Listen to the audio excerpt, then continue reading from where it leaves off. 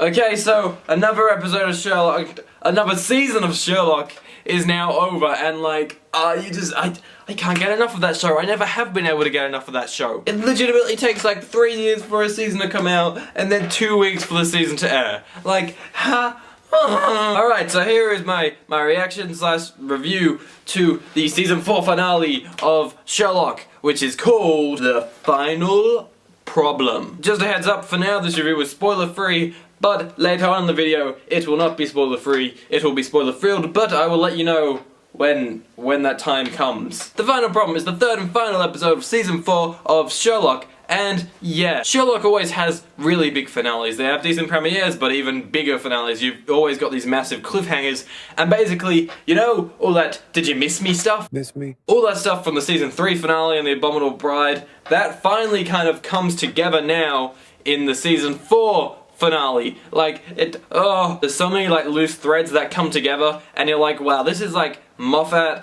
and Gatiss' writing together at their best. Like, I give Moffat a lot of shit for his writing on Doctor Who sometimes. Like, I like some episodes, but a lot of the time they're quite shit.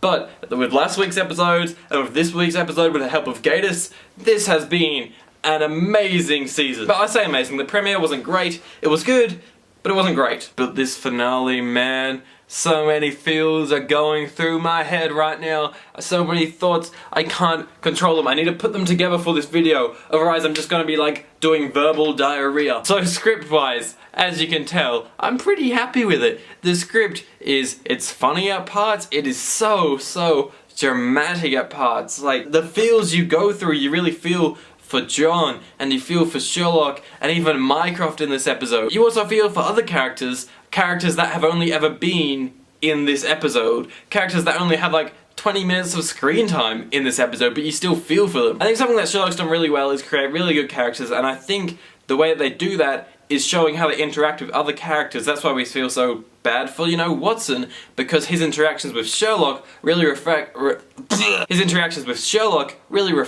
how he's feeling. So the script, well done Moffat and Gatiss. You've done it again. Visually, this episode is, you know, your classic Sherlock. Wow, that looks awesome. The only thing I will say this episode kind of lacked was, you know, visualizing thought a lot. I think we got a lot of it in last week's episode, you know, with the whole window pulling thing. That was really cool, but in this week, we kind of lacked the whole thought process thing. There was still some really good bits, like towards the end when he's doing some things with spoilers. I guess what I mean, it was missing that kind of, that textural stuff on screen, all the pictures and stuff that come up. I feel like that's kind of iconic to Sherlock, and I feel like that should have been in this episode a bit more, but at the same time, I don't really see how they could have fit it in the episode that much more. I don't know, that's probably just a fanboy thing, I kind of wish we got a bit more of that. But when you're watching the episode, you get so engrossed into it that you don't even notice. Color grading, as always, Sherlock did fantastic. You know, its point of focus as it always does with like a really crisp focus. I love that, it's so... A minor thing I'd say visually is, if you've seen the trailer, then you know you've seen this shot where John and Sherlock are kind of jumping away from an explosion. That's a bit whack. It's a bit weird, and the way that they go about, like don't even get me started on the acting in this episode, man! Benedict Cumberbatch blows it away. Little things, like little pauses that he puts between little words that he says, like those pauses are so, I don't know, they're so gripping and they're so emotional. There's so much, I don't know, there's just so much emotion in what he's saying, and I don't know, I feel for him and Martin Freeman, man! Martin Freeman, what a lad! I don't think he got enough screen time this season, but whenever he was on screen, boy, he did good. He did very good. And some of the lines he says some stuff about being a soldier and other people being soldiers. That line delivery was phenomenal. Our newish kind of villain in this episode was Euros. I don't actually know the name of the actress that plays her, but she did a fantastic job. Everything she said was terrifying. It was so gripping. And probably the fourth other main character we have in this episode is Mycroft, and he is... I give Mark Gatiss a lot of shit as well, because a lot of the episodes he writes on Doctor Who aren't my favourite episodes, but he is incredible as Mycroft. You know, I wasn't like 100% sold on him back in like season 1 and season 2 a bit, but as you get more and more screen time with him, I think he gets more and more comfortable with the role, and by the time he gets to season 4, when he has like at least half an hour screen time in every episode, he does fantastic. And I mean, he has like an hour screen time in this episode, and he does brilliantly in that hour. Boy! And the music, man, the music of this season has been so good. I've got to get that thumbnail shot. Look, what can I do? Can I... What if I zoom out for it?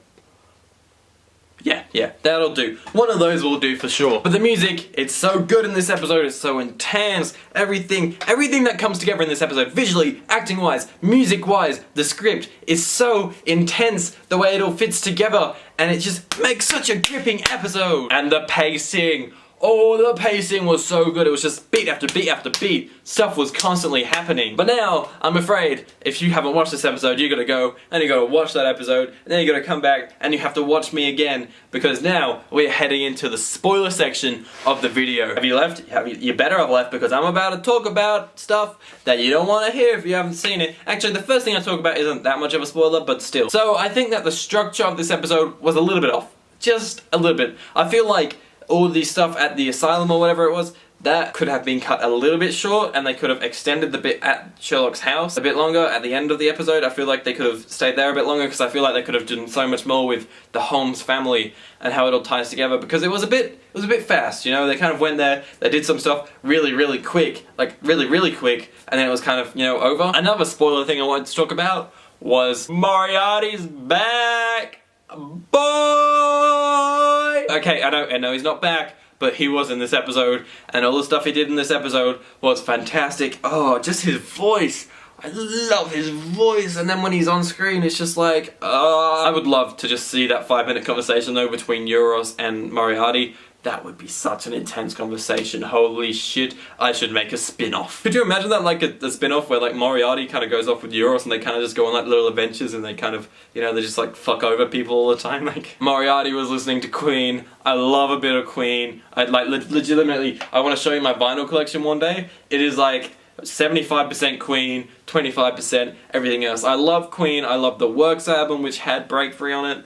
And I want to break free. And to be honest, the last thing I want to talk about is that ending. Because is that actually the ending of the show? I don't know, it could be. I'd be happy with that ending. I don't know if everyone else would be, but I would be. I'm happy for that to be the end of the entire Euros Moriarty storyline, the main storyline of Sherlock. One thing I would like them to do would be maybe in like 5 or 6 years' time, have, you know, one more season where they kind of just have a laugh. Because this is such a dark season to end on, I feel like they should just have a bit of a more uplifting final season. Lestrade didn't get much screen time in this episode either, which I'm kind of sad about. I liked Lestrade. He didn't get much in episode 2 either. He got some good stuff in episode 1. He's just a funny, relatable guy. I don't know. Don't you find Lestrade funny? I find him funny. Surely you guys find him funny. He's hilarious. So that was my review and my reaction to the Sherlock season finale, and I loved it. If you can't already tell, like there's some minor flaws, but like great episode, really great episode, really great episode, some bad stuff, but a lot of really good stuff, like, really good, and a lot of it. Thank you guys very much for watching this Greeny Production video, and I hope to see you soon in another video, which I haven't really planned yet, but I'll think of something. See you soon.